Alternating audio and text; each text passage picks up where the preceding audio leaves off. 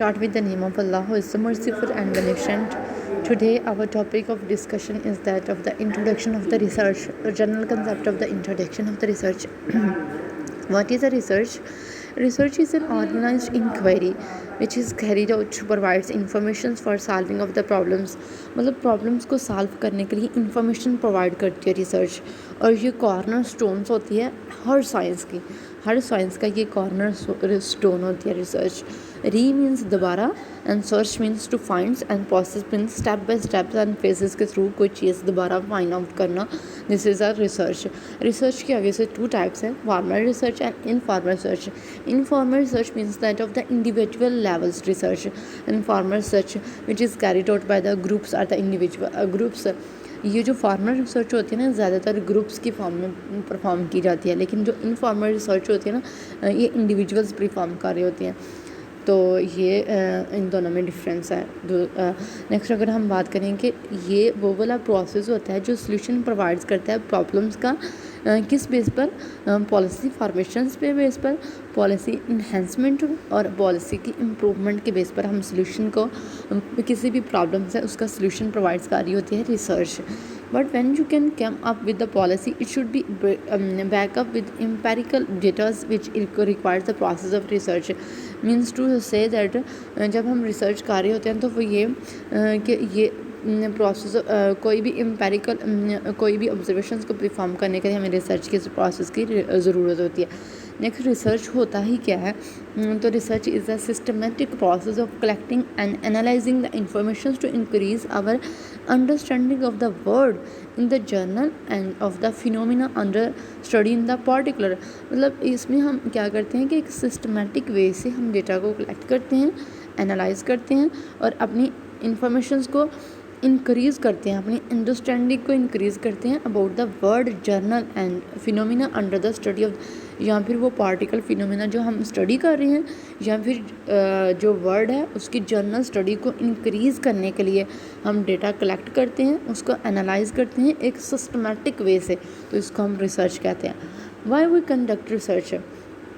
जो स्टूडेंट्स होते हैं, प्रोफेसर्स होते हैं, रिसर्चर्स होते हैं, प्रोग्रामर्स होते हैं और न्यूज़पेपर्स होते हैं, टीवी नेटवर्क्स होते हैं, ये सब ज़्यादा ये सोशल हॉस्पिटल्स में ये सारे लोग रिसर्च, एचआर डिपार्टमेंट वाले ये सारे लोग जो होते हैं ना, ये अपनी जॉब्स का ये रिसर्च करते हैं as a part of their jobs. उनको रिसर्च की ज़रूरत, जैसे बीएस में स्टूडेंट्स रिसर्च करते हैं तो वो as a part of their study research करते हैं. तो ये रिसर्च करते ही क्यों हैं? क्योंकि they wanted to be better informed, वो अपने आप को बेहतरीन इन्फॉर्म करना चाहते हैं, एंड लेस बायस डिसीजन, ताकि वो अच्छे से फैसले कर सकें. And in contrast of giving hunches and intuitions and others personal experiences, और कुछ और पर्सनल एक्सपीरियंसेस गेन कर सकें. नेक्स्ट अगर हम बात करें कि therefore the research concern with what fact and conclusions, how scientific critical components. Research is an alternative process that eventually seeks to explain or solve identical problems. Means to say that ये एक iterative process है जिसमें हम एक problems का solutions को find out करते हैं. इटरेटिव प्रोसेस है रिसर्च. और पर्पसेस ऑफ रिसर्च क्या है? हमारे पास 3 पर्पस हैं रिसर्च के: एक्सप्लोर, एक्सप्लेन एंड डिस्क्राइब. यहाँ पे हम बात करेंगे नेक्स्ट ऑब्जेक्टिव ऑफ रिसर्च. ये ऑब्जेक्टिव रिसर्च के बहुत ज़्यादा इंपॉर्टेंट है.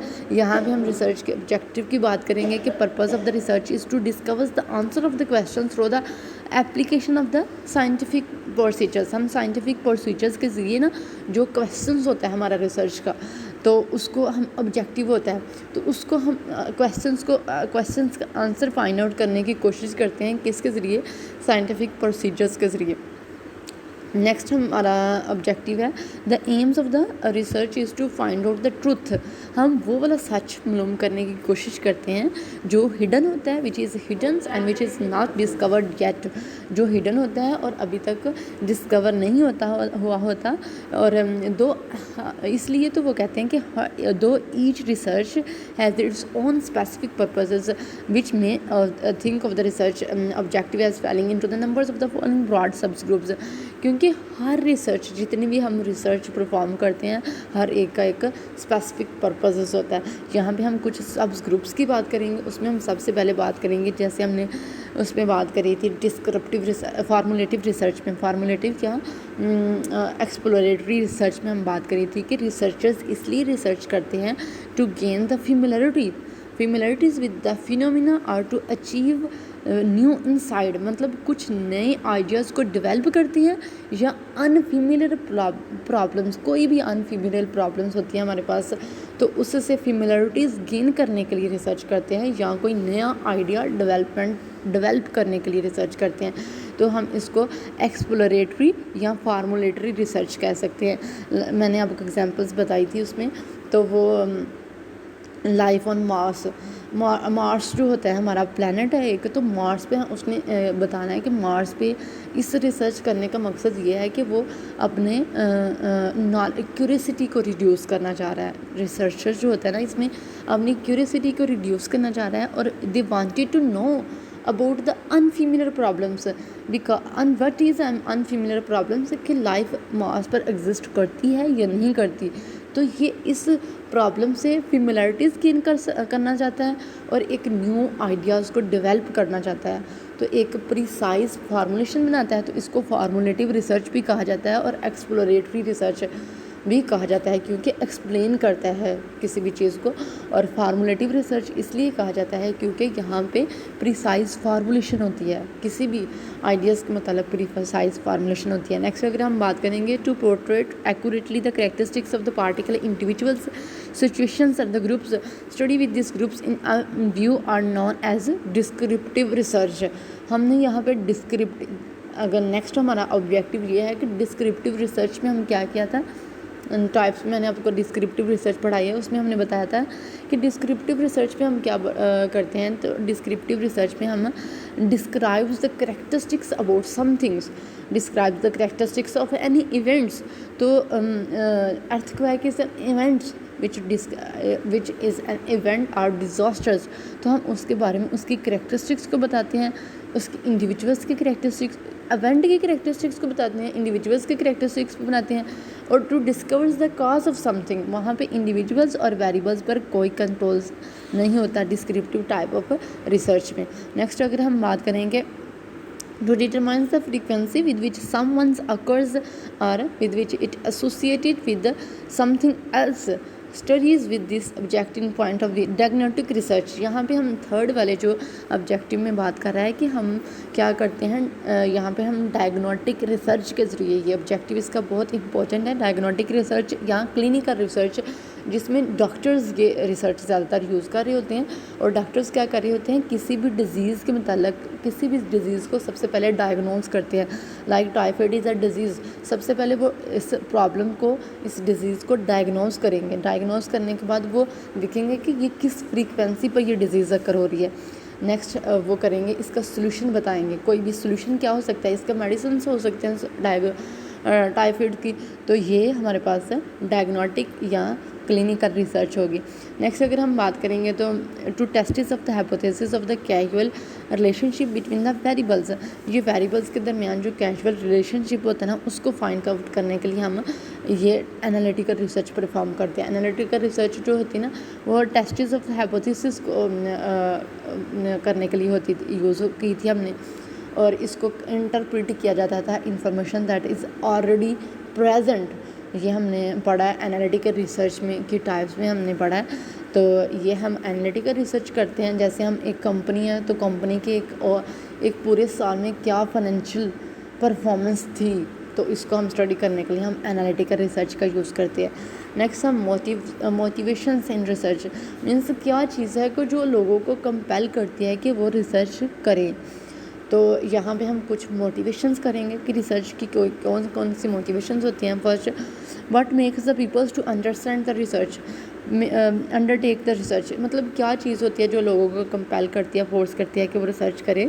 This is a question of the fundamental importance, कह रहे हैं कि ये बहुत इम्पोर्टेंस रखने वाला क्वेश्चन है। और this the possible motives of doing the research may be either one or the following types. इसके जो पॉसिबल मोटिव्स हो सकते हैं ना, मतलब जो मुमकिनात मोटिवेशंस हो सकती हैं, वो ये हो सकती हैं कि desires to get the research degree along with its consequential benefits. मतलब रिसर्चर्स जो होता है ना, उसको लास्ट पे रिसर्च डिग्री मिलती है और इसके कंसिक्वेंशनल बेनिफिट्स भी होते हैं। वो क्या होते हैं बेनिफिट्स? वो ये होते हैं कि मतलब कोई भी अगर आप जॉब वगैरह के लिए नेक्स्ट जाते हो तो वो आपके रिसर्च इम्पैक्ट फैक्टर्स आपका देखेंगे। अगर आपका इम्पैक्ट फैक्टर्स आपकी डिग्री के साथ रिसर्च या पेपर वर्क अटैच है तो वो आपको ज़्यादा बेनिफिट होगा इस as compare to those person which do not perform the research और which do not have any research paper publish any research papers. तो ये जो होता है ना, इसके एक तो आपको डिग्री मिलती है रिसर्च की, दूसरा ये होता है कि आपको इसके कॉन्सिक्वेंशनल बेनिफिट्स बहुत ज़्यादा होते हैं। आप अगर किसी जगह भी जॉब करने जाते हो तो अगर आपका CGPA कम भी है लेकिन आपका रिसर्च है, रिसर्च डिग्री है आपके पास, तो वो आपको इम्पैक्ट फैक्टर्स देखेंगे रिसर्च का और आपकी जॉब को प्रेफर करेंगे कि आपने as compare to those person which do not perform any research. तो एक ये हमारे पास मोटिव हो सकता है। नेक्स्ट अगर हम बात करेंगे कि इसके अलावा दूसरा मोटिव क्या है कि वो desire to face the challenges in solving unsolved problems. कुछ अनसॉल्व प्रॉब्लम्स को फेस करते करते वो जो होता है ना, वो चैलेंजेस को फेस करना होता है की ख्वाहिश में ना। कुछ अनसॉल्व प्रॉब्लम्स जैसे वो लाइफ, मैंने बताया था आपको, लाइफ मार्स पे एग्जिस्ट करती है या नहीं करती, तो ये अनसॉल्विंग प्रॉब्लम्स हैं। इनको सॉल्व करने की जो चैलेंजेस हैं ना, वो फेस करने पड़ते हैं। और जो concern over the practicals problems initiate, तो ये जो प्रैक्टिकल्स प्रॉब्लम्स होती हैं ना, वो इनिशिएट कर रही होती हैं रिसर्च को।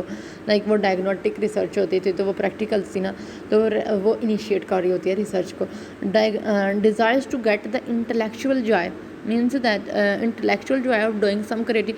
इसमें क्या होता है कि हम कुछ क्रिएटिव वर्क परफॉर्म कर सकते हैं, तो इससे हमें लोग ज़्यादा क्रिएटिव वर्क को ज़्यादा प्रेफर कर रहे होते हैं। तो क्रिएटिव वर्क प्रैक्टिकली परफॉर्म करने से हमें ज़्यादा मज़ीद अच्छे से समझ आती है, तो इसलिए हम ये हासिल करना चाह रहे होते हैं। इसलिए मतलब ये मोटिव हो सकता है कि हम रिसर्च करना चाह सकते हैं। नेक्स्ट हम desires to the services of the society means अब कोविड है तो कोविड के हम वैक्सीन तैयार करेंगे, तो इस पर हम रिसर्च करेंगे। कोविड पर पहले कोविड-19 पर रिसर्च करेंगे, तो फिर उसकी कोई वैक्सीन तैयार करेंगे। तो ये जो वैक्सीन्स होगी ना, ये सोसाइटी की सर्विस के लिए होगी, तो ये हम इसलिए भी हम परफॉर्म कर सकते हैं research. Desire to be the services of society, desire to get the respectability means अगर कोई भी पर्सन जिसने कोविड-19 के लिए वैक्सीन्स बनाई हैं तो उसने सर्विसेज परफॉर्म की है, एक तो उसने ये काम किया है, दूसरा उसको रिस्पेक्टेबिलिटी मिलेगी। रिस्पेक्टेबिलिटी मीन्स दैट उसे इज़्ज़त मिलेगी लोगों की नज़रों में। और ये भी मोटिव हो सकता है कि रिसर्च लोग परफॉर्म करें। However this is not an exhaustive list of the factors motivating the peoples to undertake the research studies. Many more factors such as directives of the government's employment conditions, curiosities about new things means वो कह रहा है कि यही चीज़ें नहीं हैं, ये एग्जॉस्टिव लिस्ट ऑफ फैक्टर्स ही सिर्फ नहीं होती कि जो लोगों को मोटिवेट करे कि लोग रिसर्च परफॉर्म करें, बट मैनी अदर फैक्टर्स भी हो सकते हैं जैसे directive of the governments employment conditions and curiosity about means किसी नई चीज़ों के बारे में जो क्यूरियोसिटी होती है ना, तो वो भी लोगों को कंपेल करती है कि वो रिसर्च करें। Desires to understand casual relationships, casual relationship को अंडरस्टैंड करने की ख्वाहिश एंड सोशल थिंकिंग, जो लोग ज़्यादा सोशल थिंकिंग करते हैं and awakening and like many other well motives as are at the time compels peoples to perform. ये भी होता है कि ये लोगों को